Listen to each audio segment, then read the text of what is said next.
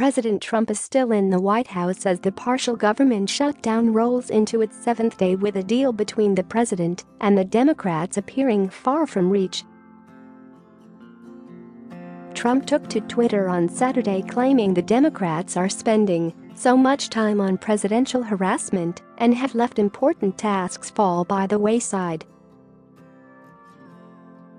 He went on to lament about his time spent in Washington, D.C. over the holidays, as he missed Christmas, the rest of his family in Mar-a-Lago, and is likely to stay in the White House through the new year.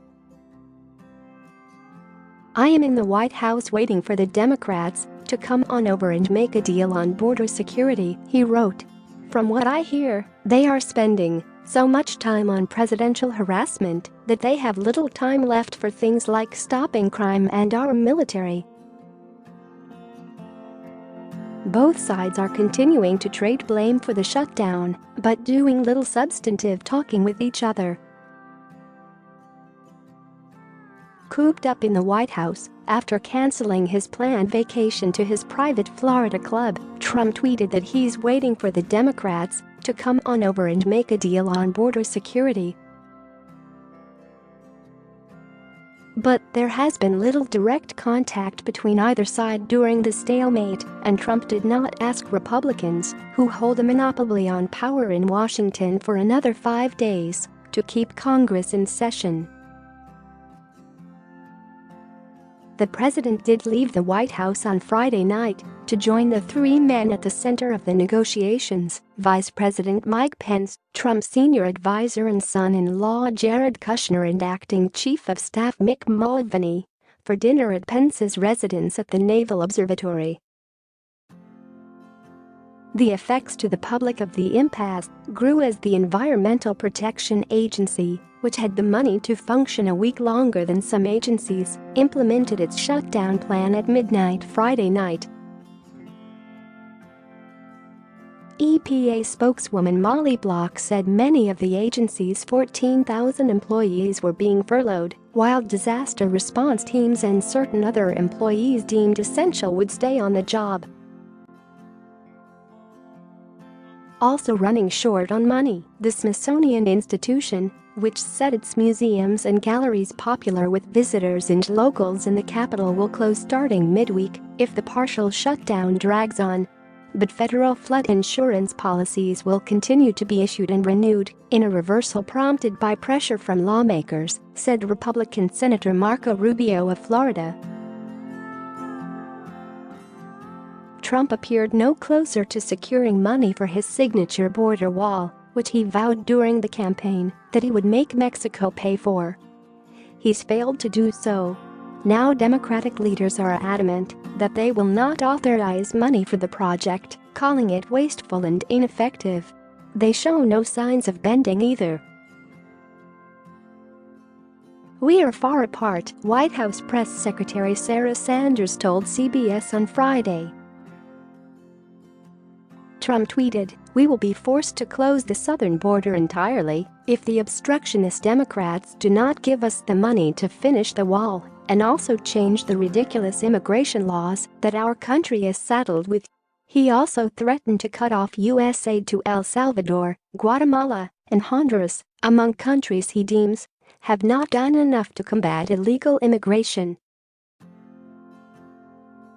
Share this article.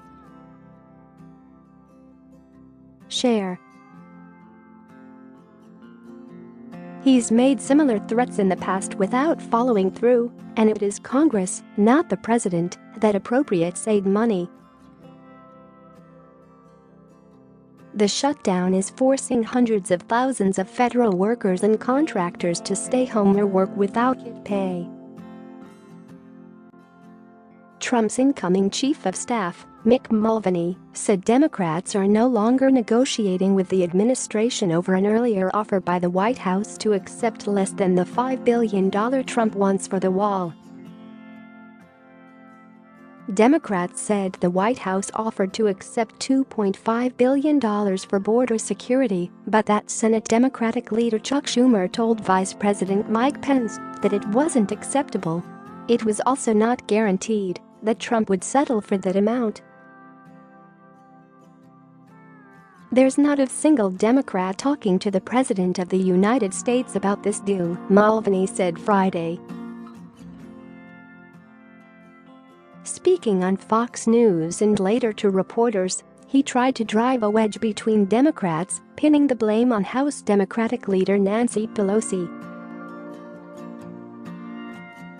Mulvaney said Schumer was really interested in doing a deal and coming to some sort of compromise, but he understood that Pelosi was at risk of losing the speakership of the House if she went along.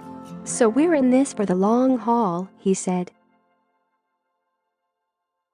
In fact, Pelosi has all but locked up the support she needs to win the Speaker's gavel Thursday, and there has been no sign that she and Schumer are in conflict. For the White House to try and blame anyone but the president for this shutdown doesn't pass the laugh test, said Justin Goodman, a spokesman for Schumer. Pelosi has vowed to pass legislation to reopen the 9 shuttered departments and dozens of agencies now hit by the partial shutdown as soon as she takes the gavel, which is expected when the new Congress convenes. But that alone won't solve the shutdown, absent Senate approval and Trump's signature. Pelosi's spokesman Drew Hamill added that Democrats united against the wall and won't seriously consider any White House offer unless Trump backs it publicly because he has changed his position so many times. Mexican President Andrés Manuel López Obrador reacted cautiously to Trump's threat to close the border, calling it an internal affair of the U.S. government. "We are always seeking a good relationship with the United States. We do not want to be rash," he said. As for EPA, workers needed for preventing immediate public health threats at more than 800 Superfund hazardous waste sites will remain on the job, as well as emergency response workers for disasters